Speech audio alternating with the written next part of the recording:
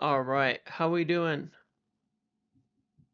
How are we doing? Are we here? We're good? Yes, sir. Yes, sir. We are good. We are live. How we doing, everybody? Good day. Good day, everyone. Home office. Yes, we are in the home office. The home office, best office. Home office, best office. Good stuff, right? Um, yep. How we doing? Finally caught a live show. Good to see you against Stuart. How you doing, Ineos boy? Fantastic, Lamuel. Thank you. Fantastic. I just got another grenadier in the driveway, and thanks for all the good work I've been doing today. That's why they couldn't afford quite as big a deal for a Dorgu at first. We had to downgrade from one model to the other, and they used the savings to make a slightly better offer for Dorgu. So it has worked out really, really well. It's worked out really well. I'm glad to see it. I had to sacrifice for this club to make sure we get what we need at the end of the day because I love this club. You know what I'm saying? We all have to make sacrifices. Now I'm going to go without four-wheel drive, and it's winter. So think about that. Think about that for a minute, okay? Think about that for a minute. But yeah, what is the latest? I mean, we got a deal. We got a Dorgu deal. We have a left back. We have a left back. We have a left back. Stuart, thank you for all of the gifted subs. That means a lot. Thank you very much. We've got a left back, and we got somebody else as well. We got thank you, Stuart. That's amazing. And we got a center back as well. Yes, we did. Yeah, sorry. Let's get to it. Let's get to all of this. So obviously, you know, that's the first big thing is that we got that signing done. Let's take a look here. From Fabrizio Romano. Verbal agreement in place, documents to be checked next 24 hours. Fee will be 30 million euros plus 5 million in add-ons not guaranteed. Long-term contract agreed. All of that. So got a good deal. Got to give a good credit to Fabrizio as well, being the first one to kind of open the door on this transfer of United's specific interest in him. We've been talking about left backs and all the people that we want. So, you know, they couldn't get Kirkez or Mendes in this window and expanded it to Dorgu as another player that they really liked. And now we've got him, and that's very good news. Yeah, I mean that's the first subject of the day. Now, I have a little bit of detail here in how they ended up getting this negotiation done. So, from what I understand, Sir Jim went down himself and told them he was going to buy their club, make cuts, and raise ticket prices if they didn't accept it, and they folded, and that was it. And they accepted our offer. Incredible stuff. Absolutely unbelievable. Amazing things that you can do.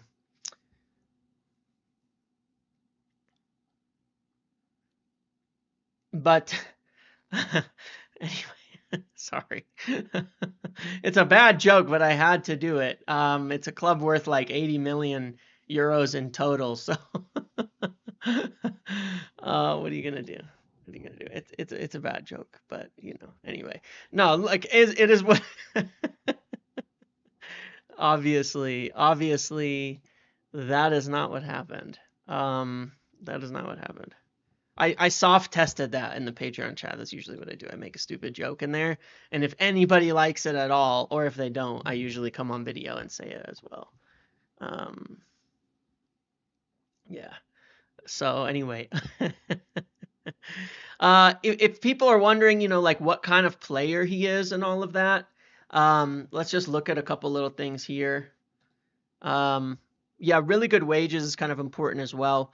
He's a young player playing for a very bad team, essentially, for a bottom team. I think he's about 6'2" now, rather than 6'1". 20 years old, just 20 in October as well, so he's young. And you can see like he's played practically everywhere. He's played practically everywhere. On the pitch anyways, not positionally, but he's played as a right wing, he's played as a left back, he's done quite a lot. And he's big and he's physical, and that's what they want. They want someone who's like that. Attacking wise, he's got 3 goals in 600 minutes. I think that would make him our most efficient forward, by the way. Does Patreon chat have much chatter in there? It has a massive amount in the Discord. Yeah, it's probably the biggest channel in our whole Discord. If you actually look at the number of goals per minute, no, sorry, every 600 minutes. I got the number wrong. But anyway, 3 goals. He would be like 3 goals from left back. He plays sort of as a right winger at times. That's pretty good.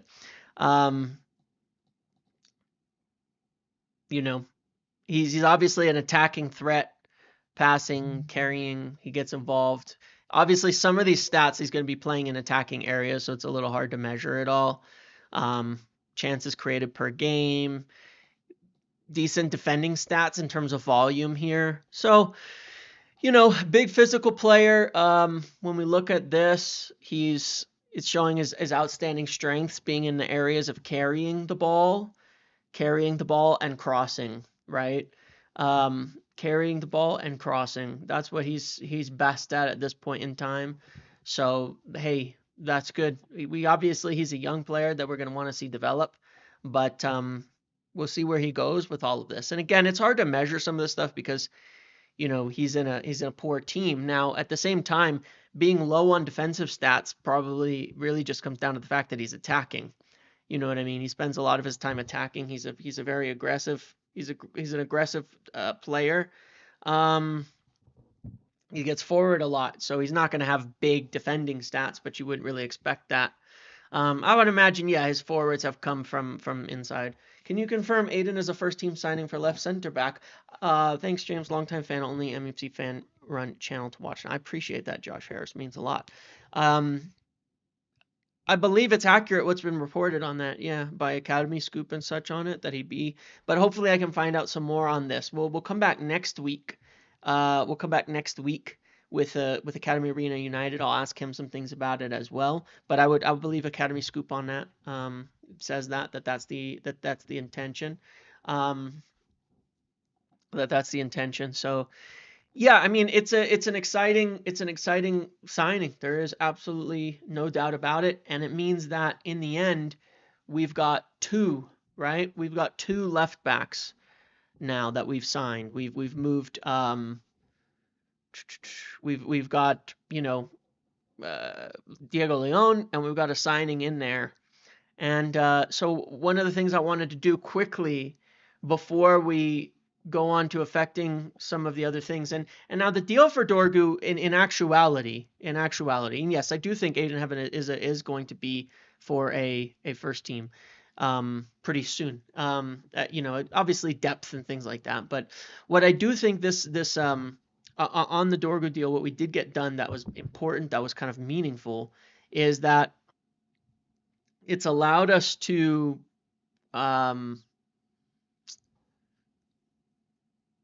when we went in, we made it an offer around 32 million euros or so, which is around the maximum that we could do. And then they essentially just restructured it, give them a little bit more in add-ons, and I think even paying a little less upfront than the last offer. And that's a really good deal. It means that we got it done within exactly what we needed to on a pricing structure. Do you think we sign anyone else this window? There's a chance. There's a chance. So let's see what happens. But let's look at this. I wanted to do this really quick here. I wanted to go back to this chart that we had. Where am I? Okay, hold on. I'm gonna make myself small. All right.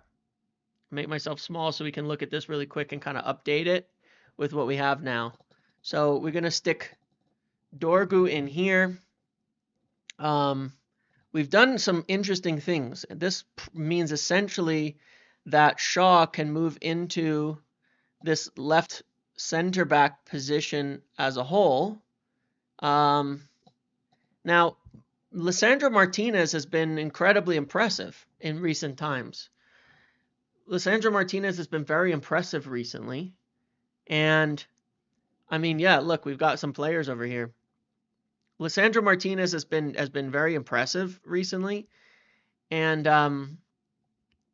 Malacia will probably get a loan and then potentially be sold. Shaw, I think it's going to be really hard to shift him because of the kind of wages and contract that he's on and his injury situation. So I think he becomes left center back depth. But that also means we've signed, this kid, Heaven, right? as depth here. So like maybe holy cow. We've got a massive amount of options. We'll move from here. Now maybe we might be looking at it like this, as good depth. We might be looking at this and saying that that's good for our left center back position, right? We've got our left side sorted with young players, with talented players, with all of that. Yeah, coming into the first team, and I believe him on that. I think that is correct. So, if he comes over on that left center back side and provides a backup and rotation there, and Kokonki could add into that too, right? That means if Shaw's ever back, he can be a backup left center back, and we've got other options. And Lisandro's playing really well in the last little bit, and maybe he can stay there. We've kind of seemingly moved away from making an expensive signing in that center back position. We've got a lot now. So now I look at that and I think, all right, we've got all these options. Lisandro, and Heaven, Shaw, Yoro could cover on that side. But the other thing this does is it frees up Mazraoui potentially to play at right center back as depth. So that improves our depth here because now you've got these options up here. You've got more of them, right? So I have a feeling that that's what we'll do. Mazraoui can be coverage in many different positions. So now we've got, by signing these left backs, we've actually got more coverage over here because now Dallow's on the right. That means Mazraoui can play in the back three, which I think is probably his best position. I don't know if you agree with me or not, but I think that Mazraoui's best position is probably in the back three. So it's improved our depth to where we're kind of solved pending Lisandro, like how he performs, and then solved. I think this is a solved position for me. I think this position is solved. And obviously, look, I want to make something really clear. When I say solved and I look at it, obviously we're going to see how they perform, right? Everybody's got to perform. That's not my point. My point is on us having players for these positions that we feel are potentially good enough that could develop, right? And I think, and do we have the depth behind them too? I think that we've got this now. Arguably, if you consider Ahmad as your right wing back, you've got your entire back five set now. You've got your entire back five set now.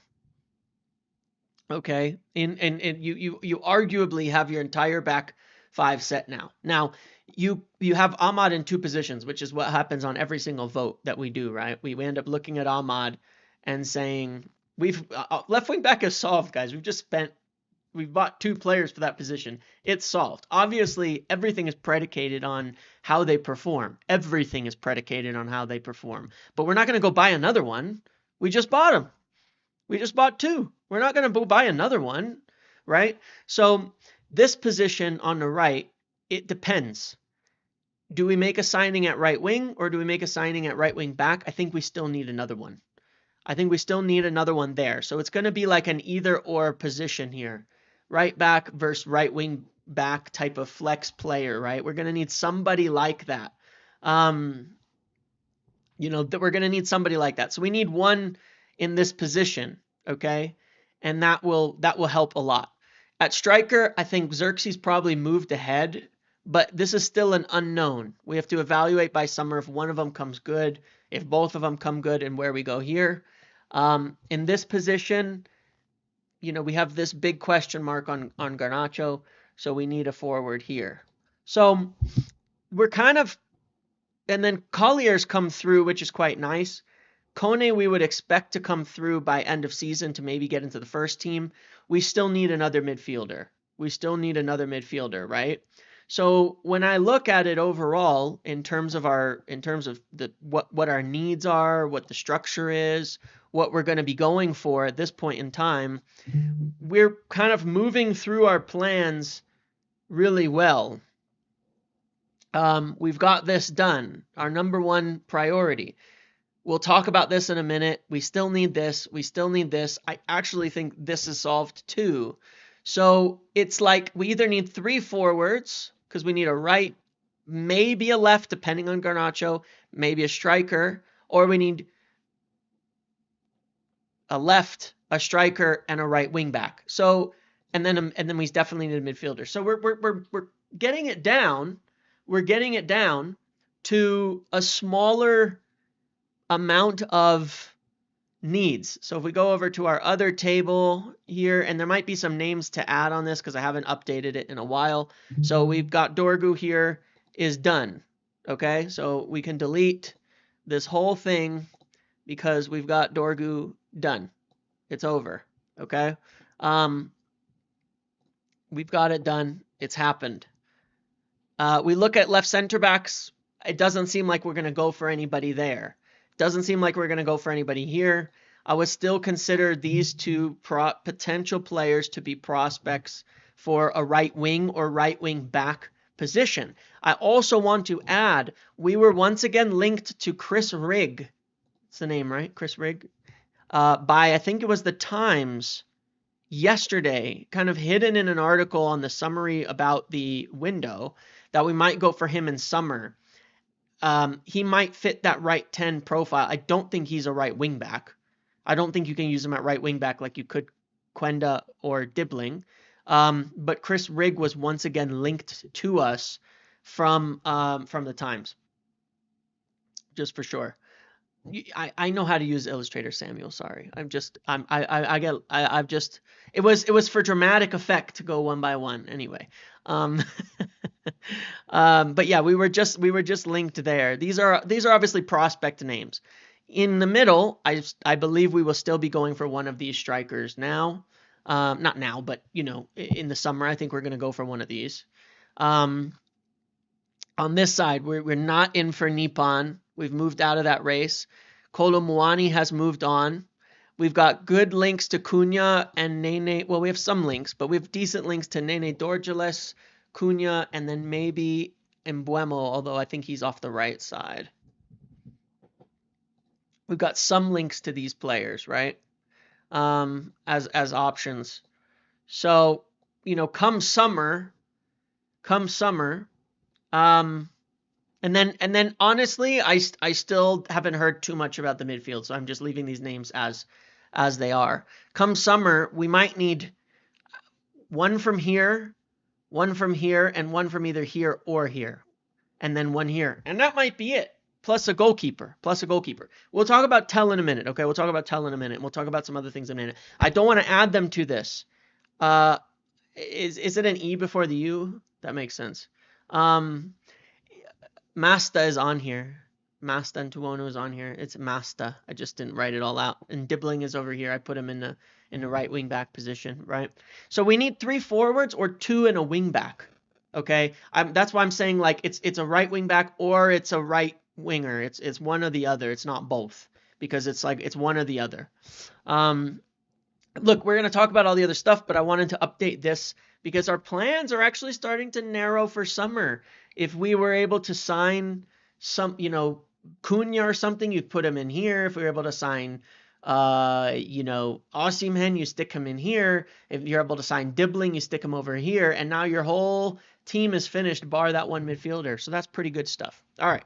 But let's get to all of those, all the other details and discussions, because all I was trying to do there was just demonstrate a little bit. I just wanted to demonstrate a little bit what we were doing, update that, take a look at it. I think we're getting somewhere.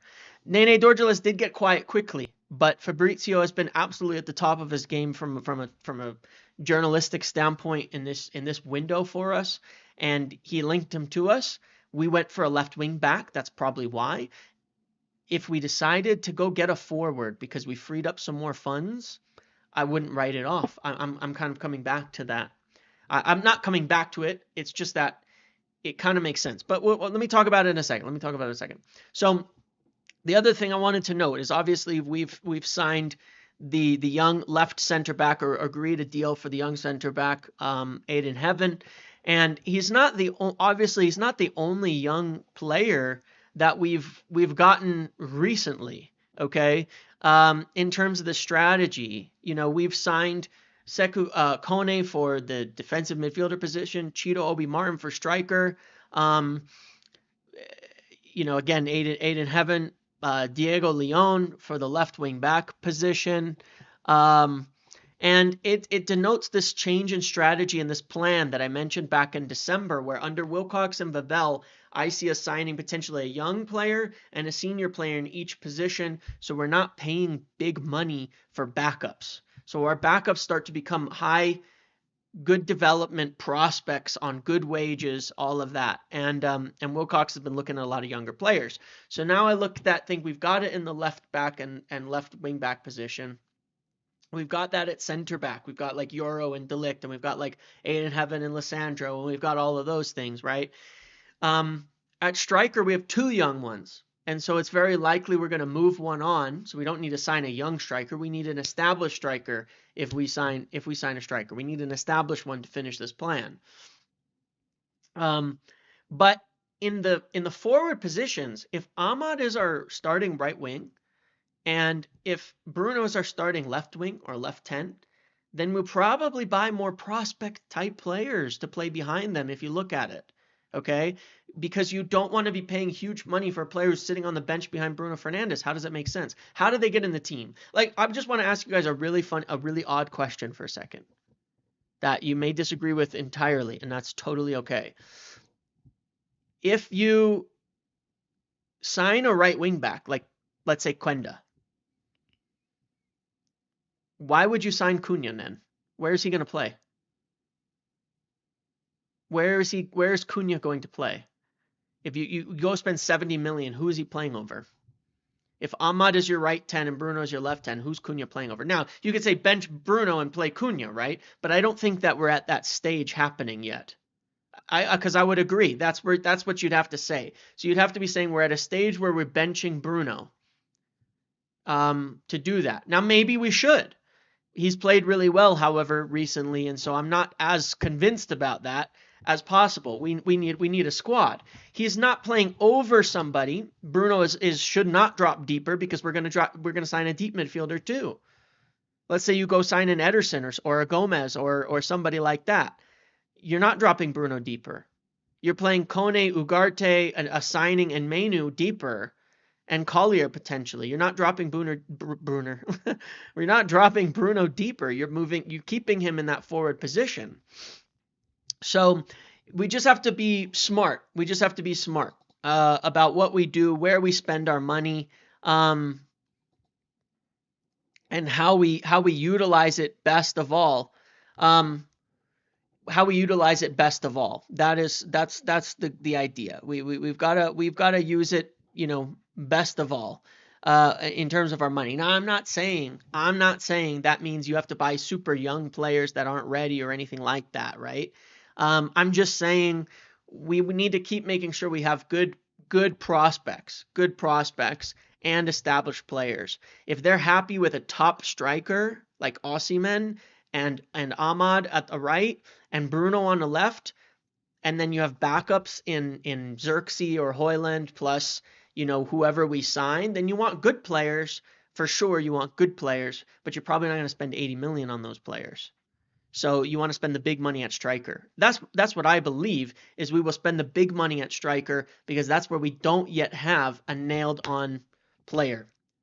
You can agree or disagree, but I think that's where we're spending the big money based on how we're operating and the overall plans, right? Is that the big money's got to go into the starter, and the starter is going to be the striker, very likely, unless Hoyland or Xerxes magically, turn it around towards the end of the season and become excellent performers. So that's good. So I think that's what we're going there. But anyway, this is the strategy. This is the strategy, right? Is this senior junior type of strategy across the board. We're getting there at DM. We've got it with Ugarte. We've got it with, potentially Collier or Coney as backups. We need another midfielder for this. We need a top striker. We probably need either a top right wing back or another prospect at right wing back. And then we need another forward. So it remains to be seen, in which way we prioritize it.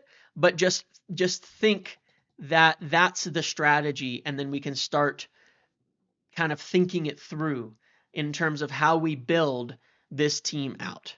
Okay, in terms of how we build this team out as a whole, and how we round it all out so that we get, when we're giving minutes next season to rotation, we shouldn't be giving minutes to the Ericssons of the world. No offense to Ericsson, but for our long-term development, we want to be giving minutes to the Diego Leones, the Cones, these players as rotation, who are those first teamers who are trying to develop and get in. That's who we want to give our rotation minutes to. That's who we're going to be wanting to get blooded in cup games and things like that. Not old players on expensive wages and things like that. So just think with that overall strategy, because this is a full rebuild, a long-term rebuild, and we're really on the way.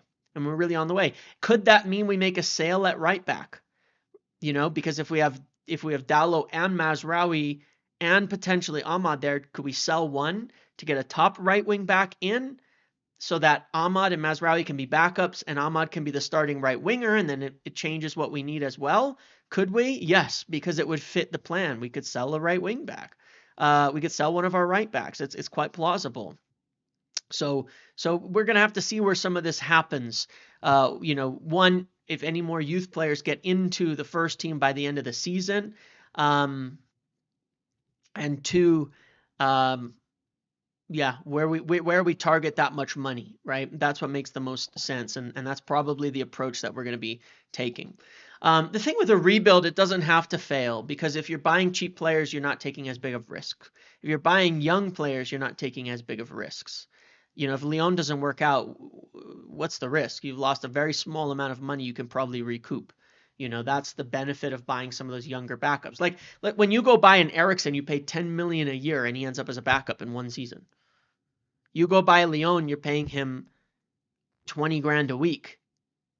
It's 5% of the cost, 5% of the risk in that case if they don't work out. You can go buy another player. So that's another major reason why it makes sense financially to buy young players as prospects for your rotational roles for a while. Yeah, I mean, look at Casemiro. We've spent hundreds of millions, over 100 million Casemiro's cost us. Can you believe that? We've broached at 2.5 seasons. We've spent over 100 million on Casemiro. That's crazy. Between his fee and between the wages. Not his fault, but what the hell? And he can't even get in over Collier now because he's just not there anymore from an age standpoint. That's how you screw up a rebuild, is with those older, expensive signings. That's how you fuck it all up. That's what they want to avoid.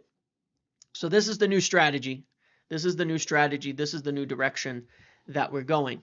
Okay, on Garnacho, I have a little bit to share here. A little bit of information, just as to mostly it's sorry,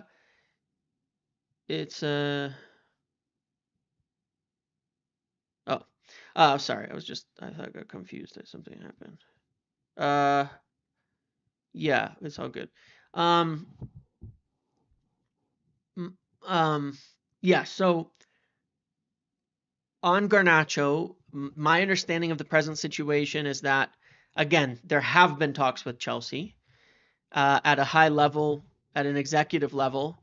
United are and have kind of been waiting for more, because that's how things like the Nkunku talks and such came to the forefront. Was kind of being offered or discussed as a part of, a potential deal that could bring Garnacho to Chelsea, but that hasn't gone really anywhere. I don't think that a deal or anything to do with Nkunku will go anywhere. He doesn't want a loan, according to Fabrizio. I trust that info to be true. Um, it sounds like if Tell leaves Bayern, that's probably where he ends up, I would guess. But he doesn't want a loan in a Premier League. We're not going to pay 60 million for Nkunku.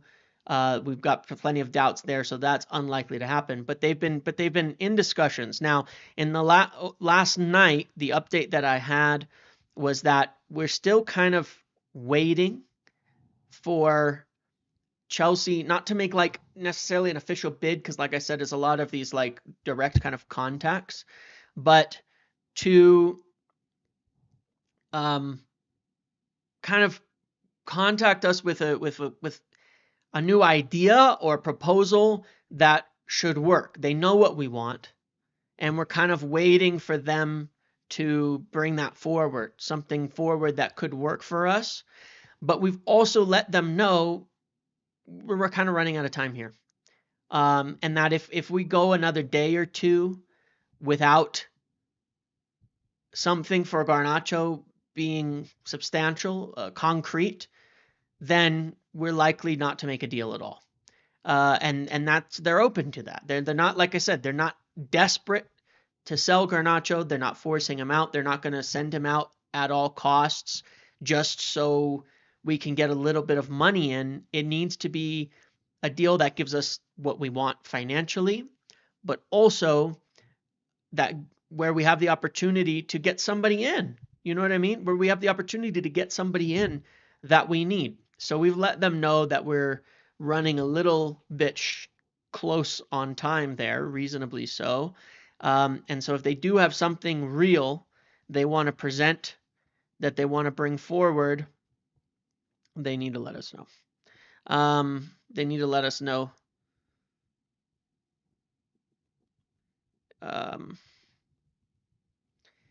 They need to let us know pretty soon. Now, one of the players, and I'll talk about like who else we could get.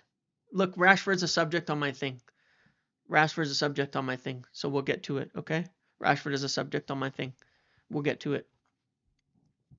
One of the things that I know is that we've been looking at, as I mentioned before, a couple different scenarios for forwards, right?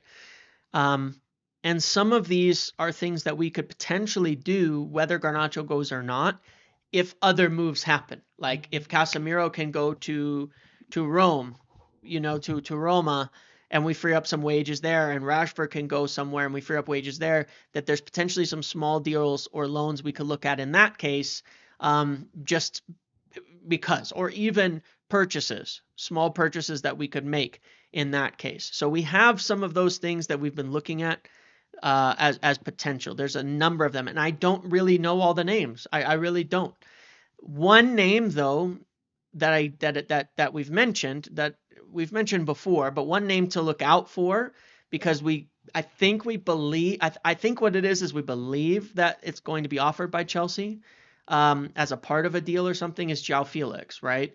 With Nkunku, very unlikely. João Felix is a name as far as I hear, that we're thinking Chelsea might offer us as a part of this, whether probably on loan or something like that. Is João Felix. It's just one to look out for as a potential name for maybe somebody that could be included in a potential deal. But again, I don't believe this is as a sale, to be very clear. It could be sort of a short-term option in addition to money.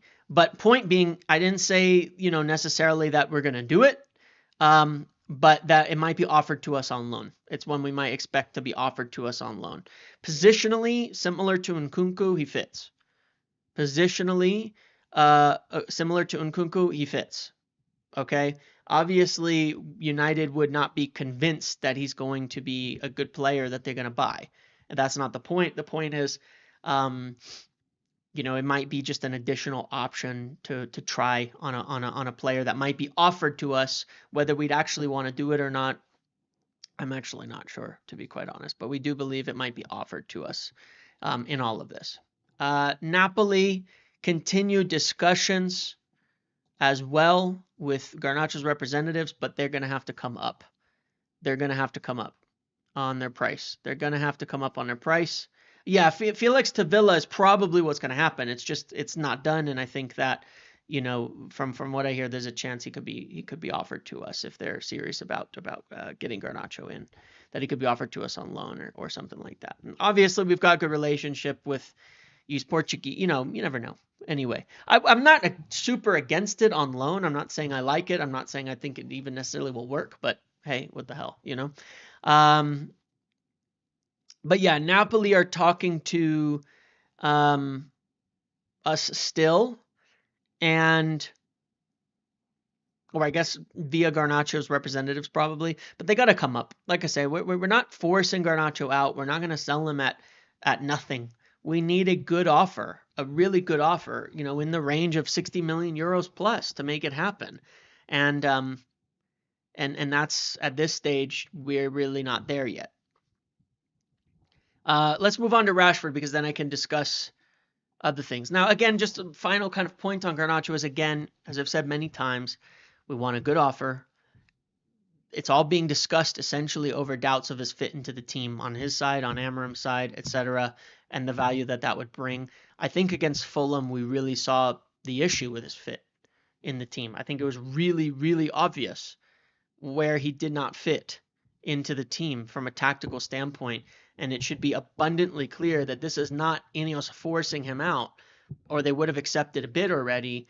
It is because his fit is very odd, and Amorim commented on this himself on a few occasions now, saying he doesn't really know where he can play. And they tried out different things. He started out wide at one point. Then Amorim was yelling at him to switch to inside. All of that. And now we have this marauding left-footed left wing back that we just bought, who we want to get into attack, who we want to overlap. So we need a narrow forward in that front three. Otherwise, what was the point of buying Dorgu? How does that fit, right? So that is the main reason. That is the main reason why it's even under discussion at all at this point in time. Okay. Yeah, it made Mazraoui play left inside 10. Look, we made this mistake under Ten Hag for like months, and it was one of the worst things we did was Garnacho on the left wide with the inverted fullback exposing Lissandro. That trifecta was terrible to start the season, and hopefully we don't continue to do that again. But I think Amorim already recognized and has recognized many times it's not really working. So it's not so much about the player. He likes him. It's not like he doesn't. By all accounts, Garnacho is a hard worker. He trains well. He works hard. Good attitude, in training and things like that. Amorim likes him. But he does not necessarily think he fits. And that's where we're at. And that's why it's being discussed in the first place. I cannot say that enough, because it is always, always true, no matter what somebody else says. On Rashford, so good point, right? So I didn't see the full comments, but Ornstein was talking about how the club wanted to sell him and all of that. But look, it's a similar thing here. It's actually a fairly similar thing here. I believe it was agreed by all parties that would be best for him to go. Okay, I believe it would be, best by all parties for him to go. I will never not state that the issues between Rashford and the club go back way before Amorim, and are seriously problematic, and the club has massive amount of fault. I also want to point out that a specific journalist keeps getting certain info about Rashford that preceded all of this as well, and then even today had a story. And why is that keep happening? that's kind of what I've said when I said before. It feels like there's not feels like, but I'm quite confident in knowing that there is somebody who kind of has it out for him within the club, and there's been concerns over that. That being said, that doesn't change the fact that he should move to a new club. I think it would be the best thing for absolutely everybody. It is a complicated situation. It's not a situation that Amarim created, and he has, he's got to deal with it, and he's got to manage his club and his team the way that he sees fit. He decided at that point in time. Yeah, look, I think if Rashford didn't do the public interview, he'd still be selected. Potentially, yes. Potentially, yes.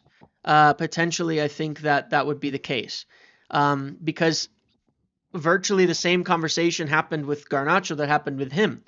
But there were no stories being put out in December that United want to sell Garnacho, were there? But there were about Rashford. So why is that? That's a bit odd, you know? It's not really a bit odd. I know exactly why, but why is it only about one player that gets put out, and not the others? Because that conversation between Amaram and players and the decisions about different players and their futures and stuff like that. Why is it only published about Rashford? It wasn't Henry Winter. Henry Winter's a very great journalist who's quite close to Rashford. He did this interview. You know, so it's Henry Winter's a nice person, a good journalist. But yeah, I don't know why that went out at that time. It shouldn't have, and that was preceding Rashford's interview, and then things have spiraled certainly from there. It spiraled certainly from there. Now he had that day planned and all of that, of course, but that doesn't mean he planned to talk about that exact subject, mind you, because he was asked the question by Henry Winter during that interview. That question would not have been asked because it was only asked because the stories were out there. It was only asked because the stories were out there. So yeah, the interview and such when he was doing the charity event or whatever it was at that school was pre-planned. But the question Henry Winter asked him was specifically about the stories saying he was going to be sold. So I don't think he would have answered any questions about leaving United or anything like that were those stories not out there. It was Trent Krim, exactly. But anyway, regardless of that, it's all history at the current point in time. It's the best thing for Rashford to leave and for everybody. And there's a lot more stuff that's just not worth talking about on it because there's no way it ends well for anybody to get into it publicly. But let's look at a few things here, which is that he's still, working on a potential deal to go on loan to somewhere else. Obviously, Barcelona continues to be the main one. I don't think the comments will affect Barcelona. They know Rashford and they've had talks many times, all of that. Yeah, and so so we'll see what happens kind of next on this. I do believe he will go on loan because one way or another, I believe United will agree to subsidize the loan to get a move for him, right? I do believe that somebody will take him, and that United will in the end subsidize the loan. Because otherwise, what happens? You have all of this that's gone on, and then he remains at the club. How is that going to help? What's that going to do for anybody, right? What is that going to do for absolutely anybody? In that case, it's just best that he move on with his career for him, for the club, for everybody, regardless of reasons. So, I think they're going to get that done. I think they're going to get that done. I think it's still very likely he goes before the end of the window. There are a few clubs that are still interested, including Barcelona, but others too. I mean, you've seen the mentions from Wheeler and such, Dortmund, and we know that, West Ham, there's been some talk. We'll follow up on that. And we'll see what happens. But we can at least cover, at the end of the day, it's like, what do we cover 80%? I'm just saying, when you look at it worst case, if someone pays $100K a week for him and we're paying the other 200, it's still better. It's still a few million in savings versus him staying and not playing and all of that. And then he goes to another club and plays and ideally increases the value and then gets a sale and a move in summer. So one way or another, the club would do best to to encourage and subsidize the move, because it's really a no loss situation if you do so. The only real problem is if he stays and is not in the team for the next 6 months. That's a disaster.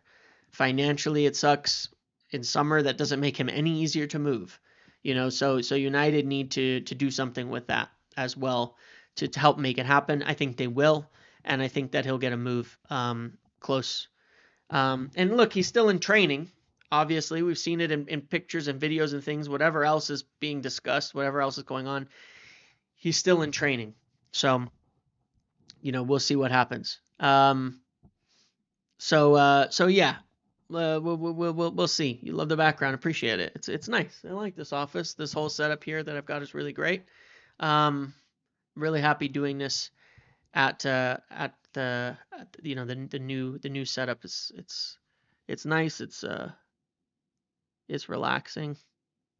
So hold on a second. Sorry, just checking something here. Anyway,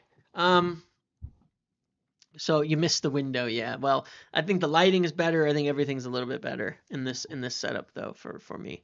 I just need to fix my screens a little so I'm not always looking the wrong direction compared to my camera. Not that it particularly matters. But that being said, again, I kind of touched on this in the Garnacho section.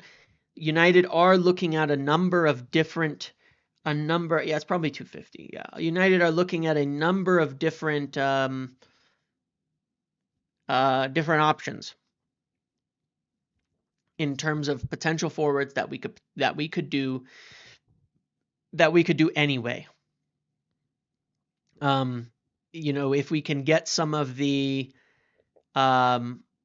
if we can get some of the like some wages off, like Casemiro to Roma, if we can get a loan there, if we can get anything else out, Malacia out, if we can get Rashford out, then there's more money and there's options. Again, if you could save 100,000 a week, then I mean, hell, if you could save a couple 100,000 a week, you could go and get a deal for Dorgu done. Even if you don't sell Garnacho, you could go afford one like that at 20-25 million. If you can get Casemiro's wages off, for example, you can literally do a permanent deal on that basis alone. So we'll see. There's not a lot of time. Why out of Nipan, who we need at 10? Profiles. Profiles is the reason why. That's what it all comes down to under Amram. What we're kind of looking for, obviously, in our 10s now is more athletic 10s. Right, we're looking for some more athletic 10s, some carriers, runners, physical profiles, and they obviously don't feel Nipan necessarily fits that. We look at like Dorgu, he plays both sides, strong runner, good shooter, good with both feet, good athlete. That's probably why they like him or have looked at him, but we'll see if he's an option. So really, it's just going to be about finances. And obviously, Tell, I know you've all asked a million times about Tell, and he could be one of the names, but I don't know. That's the thing. I don't know. He might be. We had interest in him in the past. I do not know as of today if he's someone that we would consider should he be available, which he is now. Okay. Should he be available? If he is available now, then great. He's available. Are they interested? I don't know. If someone tells us, if someone reliable says we're interested, great. I haven't heard either way. On it as of yet. We have had interest in the past, but I don't usually use that to base the future to be sure that we're interested. I can only think we probably have some interest. How much? I don't know. How much are his wages? What is Tell's wages package going to look like, especially with how much competition? Are there going to be clubs offering his full wages? Are they 200,000 a week? Can we afford that? No. That's kind of the interest, the problem. I do know we were interested in the past, but that's part of what I'm looking at is we may not even be able to afford it. You know, that's like he's potentially a more expensive option from a loan, but there might be cheaper ones. We might need a sale in order. He's only on 80K. If he's actually only on 80K, then we probably could afford it, but we would still need to clear some wages out for that to happen, I believe. So yeah, we'll see. But I know that there's other options that they're looking at. I do know there's other little options that they're looking at. Look, I wouldn't be surprised if this is it. Okay, just to be clear, I wouldn't be surprised if this is it. If we're done now, Rashford goes out on loan and that's it, I wouldn't be surprised. Okay, I wouldn't be surprised if that's it for the window. Um, why not? Like, there's no guarantees we do anything else, just because financially everything is tight and there's not a lot of time. A big part of it will be predicated on how much we get for Rashford, when that happens, how much we get for Casemiro, and when that happens. But yeah, so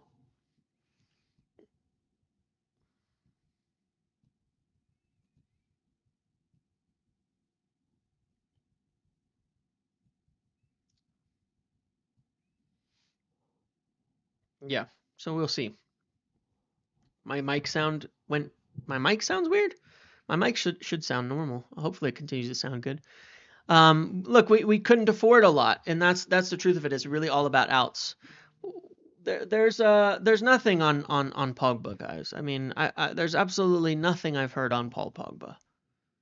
And I have to ask you, do you think it makes any sense? A luxury player with one of the worst defensive and out of possession work rates in the land in this system?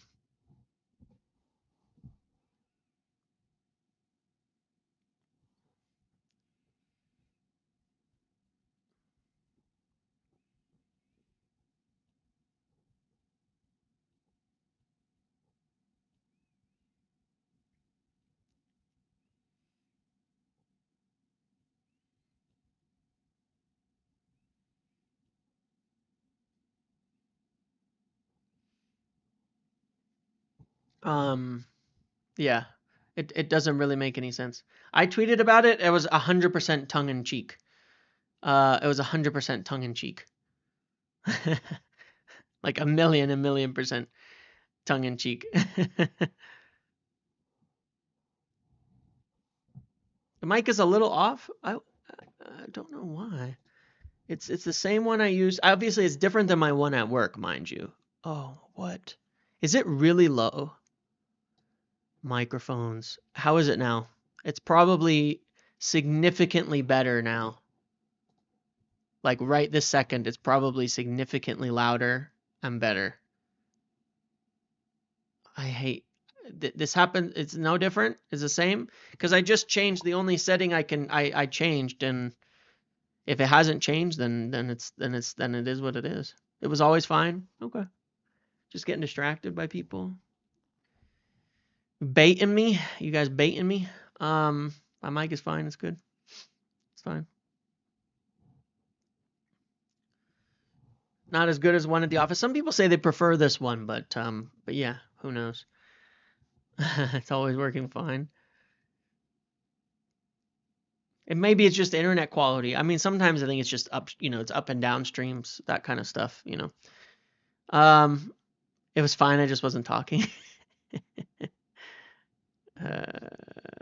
Yeah, press the volume up, but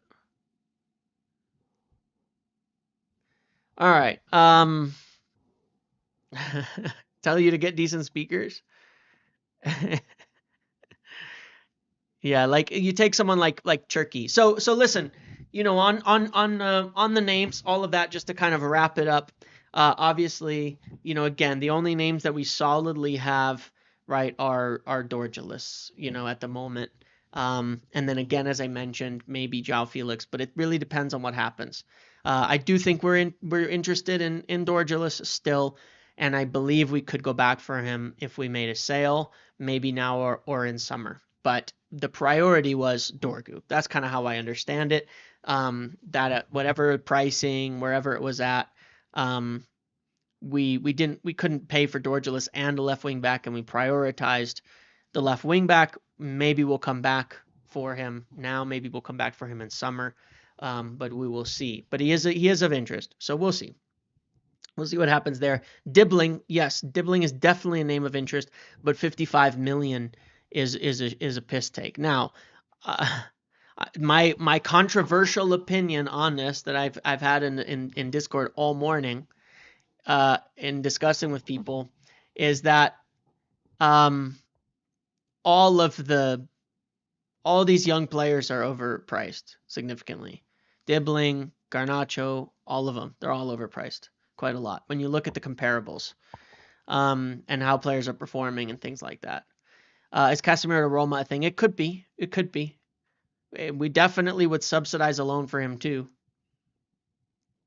Brazilian winger from Real Betis, yeah. Yeah, that's an exciting one. The next Neymar.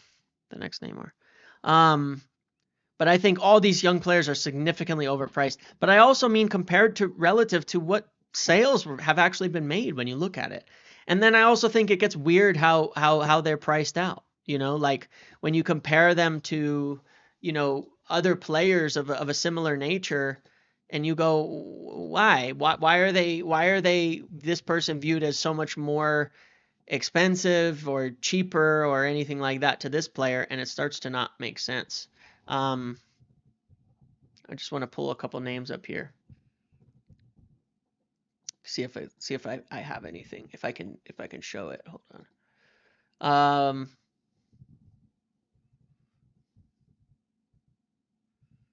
What's the other person's name? There it is. Let's look at it.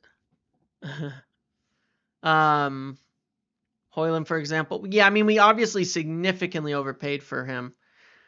But I always get, of course, guys like Mudryk were extremely overpriced. Those are like the outliers, but in general, right? I mean, I'll use a specific example that I like to use because I think he's a good player, not a great player. But then I look and I wonder, like, why do people value players so differently? And that's like Madueke at Chelsea, because I've said many times I would take him. I think he's a good player. I think he's closer to Ahmad. Not as good as Ahmad, but closer to Ahmad than he is to Garnacho at this point in time. And I look at that and I'm like, well, you know, but people talk about him like he's terrible. But statistically and everything, he's better than Garnacho by some measure. You ask someone what he's worth, they're not going to say 60 million. They're not going to say 60 million pounds. Apparently he's got attitude issues. Do I have to say it? Because he, you know, I'm not saying they're both great, but like he's probably about the same value, maybe a little better than Garnacho. You can look at his stats. He's got a good return. He's better at like almost everything. You know, so but I look at value and I'm like, okay, well that's a 22-year-old versus a 20-year-old. It's not like the age is that different. Madueke is probably performing a bit better. Their value should be about the same at worst. Their value should be about the same, you know, and I'm like, at worst, but realistically, Madueke is worth more. But if you said, hey, you gotta buy Madueke and it's gonna cost 60 million, people would have a stroke. Where you say Garnacho, we want to sell at 60 million, it's like it's fair. I just don't get it, but I think they all should be a little cheaper. But you're right. Every time it's a black player, they've got attitude issues. And when it's a white player, suddenly, where's the attitude? The attitude issues are just like passion or something. I don't know. It's a bit weird to me. It's always been like this. It's kind of odd, the narrative around him. And I'm not saying everybody here is doing it on purpose, but it's kind of the narrative that ends up going around on certain players. You know? It's kind of funny, you know, just noticing a little bit, you know, passion versus attitude issues, you know, caring versus I don't know, whatever, right? It's a bit weird. It is a bit weird to me. It always has been. It's kind of odd. We're definitely in our yap section now. That's for sure. No doubt about that. We're in our yap thing here. Um, but yeah, so we'll see what happens in the next few days. We'll see what happens in the next like 24 to 48 hours on Garnacho, because we need them to do something Chelsea wise, or we're gonna move.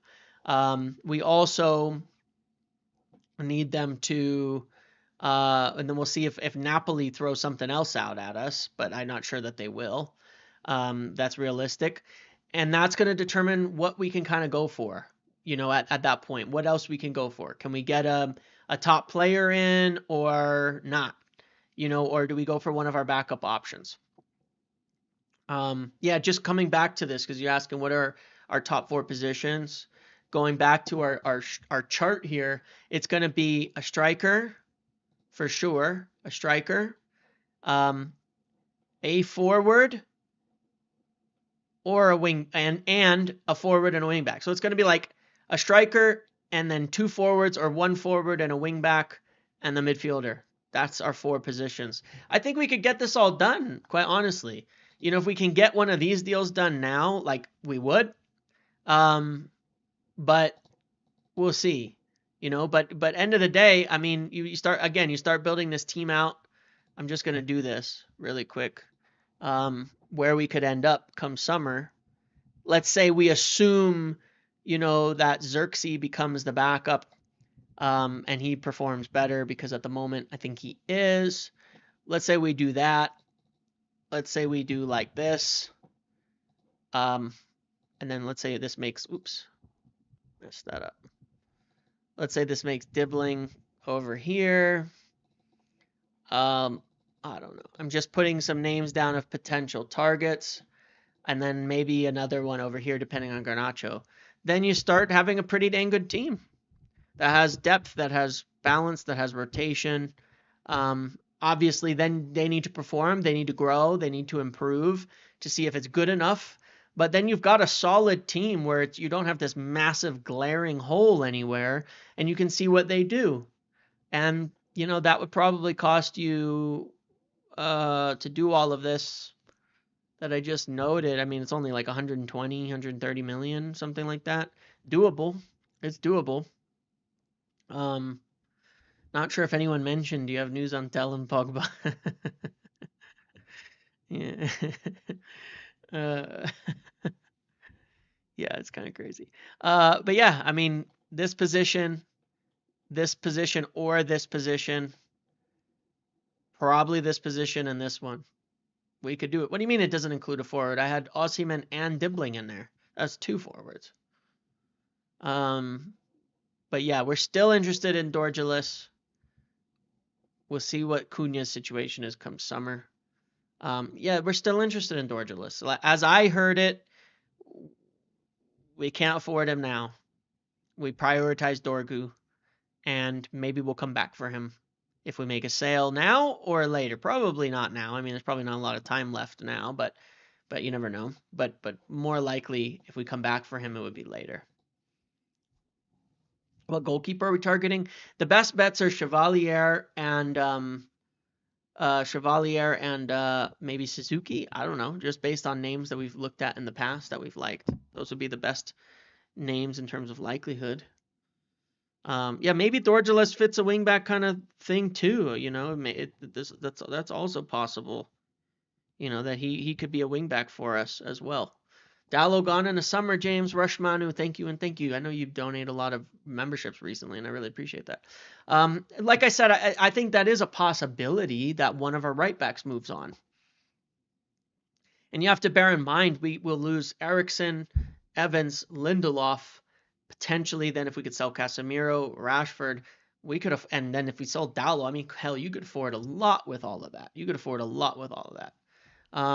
But potentially, yeah. I mean, if we move this all around like that, you end up with Ahmad, Dallo, and Mazraoui just for the right, then there is for sure a world where somebody has to make way, or could make way, that could let us afford something else. Dallo probably has very good value. Am I saying you 100% should? But no. But Dallo should be about pure profit now, yeah, because it's been over 5 years. So we look at it almost like, pure profit sale, because he's pretty much fully amortized at this point in time. at least down to a very small amount of money.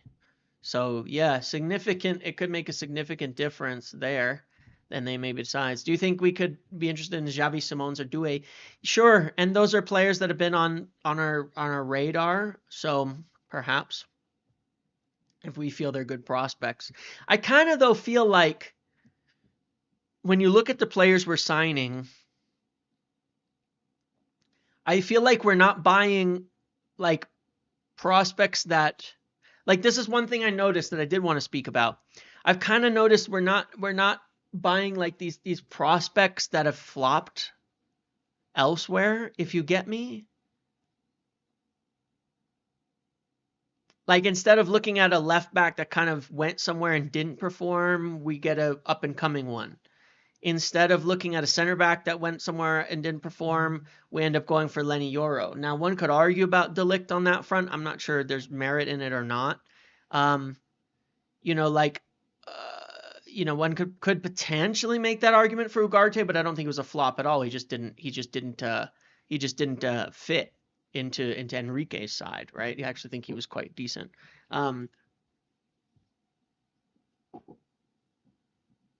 But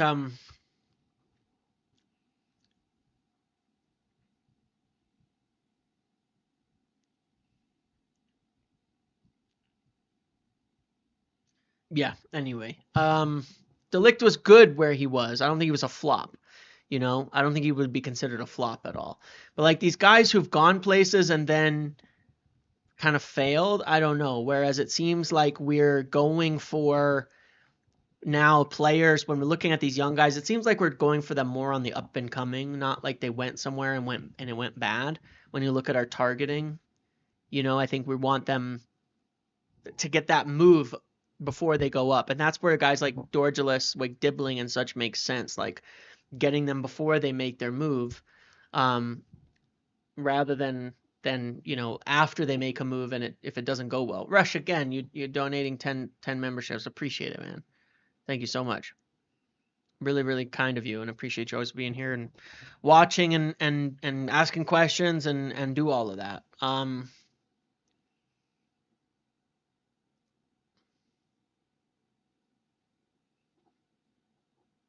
So yeah.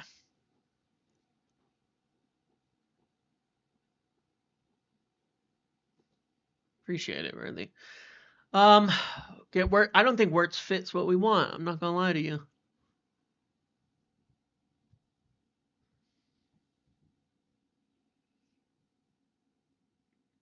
And I don't necessarily mean they're flops and like straight like bad players. It's just like why Xavi Simons Doué, they're going places and then bouncing pretty quickly. Like they're not playing, It's kind of like the Tell situation too, though I don't totally understand it. It's kind of odd. Like there's a few of those, but it doesn't seem like we're making those moves. Maybe I'm wrong, but it seems like that's not the kind of profile that we're trying to go for. How does Wirtz fit perfectly? What foot is he? What foot does Wirtz have? What's his dominant foot?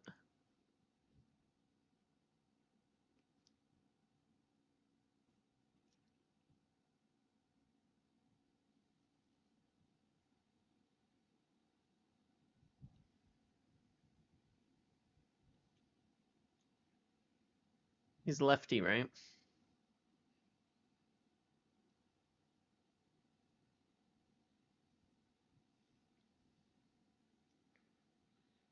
He has at least 2 feet. He has two. He's right-footed? He's left-footed? Which one is it? Everyone's suggesting Wirtz. Can you tell me what foot is his dominant foot? He's right-footed? Because I saw a lot of messages about Wirtz. I just want to know what his dominant foot is. Okay, he's right dominant. Okay. But he's good with both. Okay, that's good. Yeah, so you'd be signing him again in a similar way to play over Bruno, but I'm not actually sure he's the profile. But I'm not saying he's not a great player. He's probably very good, but I don't see us going for something like that. Does he fit into our needs right now? Like that's the type of signing I think we maybe will make in 2 years. You know what I mean? Like, we need to fill the squad out with a balance of good players first, and then we get like the top signings on top where we already have a good player. You know what I mean? And I just think it's impossible regardless. Douglas Luiz, the midfielder. I haven't really seen anything of substance linking us to him, and I'm not sure that we're really particularly into him. How different is Alonso's system to Amorim? That's hard for me to answer. I wish I don't really particularly know. I have watched Alonso, of course. I have not watched enough to really know in comparison to how much I watched Amorim. Cool. All right, I got to end it here to get some stuff done, get to work, to do all of that. So it's been a good time. How long has it been? An hour and 10 minutes? Been a good time. So, you know, but yeah, really good news on Dorgu. That we got that done. I think, again, we're really on the right track in terms of building the squad. We'll see what if Chelsea comes in the next day or two. Otherwise, that will probably end discussions on that, unless it moves forward in the next day or two. Napoli just have to make an offer. If they don't, then it's nothing. I still think Rashford will go on loan and potentially to Barcelona, even if we have to subsidize a good chunk of it. And then we'll see if we can move for any of these younger, you know, any of these more affordable, potentially loan options in the attack. And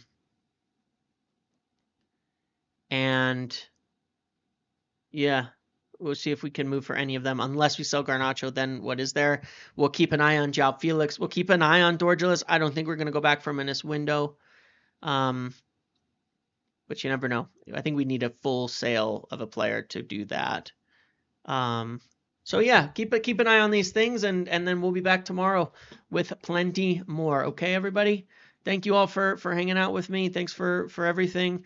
Hey, by the way, no, I haven't really patted myself on the back too much on this, but it was a little tough holding firm on my information about us going for Dorgu and not going for Alvaro Fernandez, by the way. It was a little tough. Once guys like Ornstein tapped in to say that they were considering it, it was tough to not doubt what I knew, but I never did. I never doubted it, that we were going to keep going for Dorgu. I never doubted what I was hearing, that we were going to get it done. So yeah, that was nice. That was tough, but appreciate all of you as well, and everything. Good evening to you all. Have a good one. See everybody later. Enjoy the rest.